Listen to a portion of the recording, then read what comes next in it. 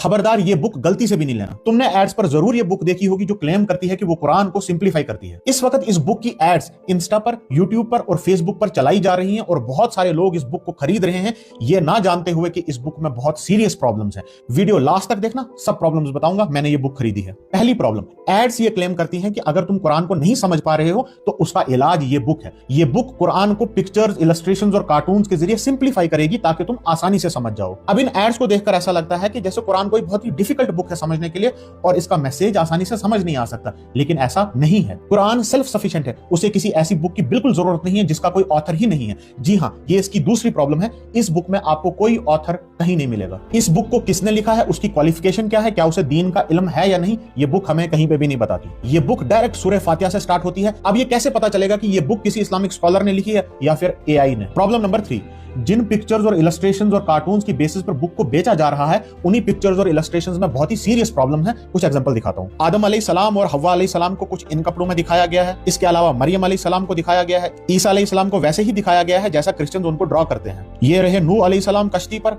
ये रहे यूनुस अलैहिस्सलाम मछली के पेट में, ये हैं सुलेमान अलैहिस्सलाम अपने तख्त पे, ये रहे इब्राहिम अलैहिस्सलाम अपने बेटे की कुर्बानी देते हुए, और ये रहे मूसा अलैहिस्सलाम फिरौन के सामने। ये जब उनकी उम्मत बछड़े को पूज रही थी और वो कह रहे हैं नो जस्ट लाइक कॉमिक्स। और ये हैं असहाबुल कहफ जिनका जिक्र कुरान में बड़ी इज्जत के साथ आया हुआ है, और ये हैं इनकी शक्लें। ये सेम शक्लें इस्लाम के दुश्मन नबी सल्लल्लाहु अलैहि वसल्लम के लिए यूज करती है, नाऊज़ु बिल्लाह। ये बन रहा है गज़वे खंदक का मजाक। और ये हैं 4 औरतें।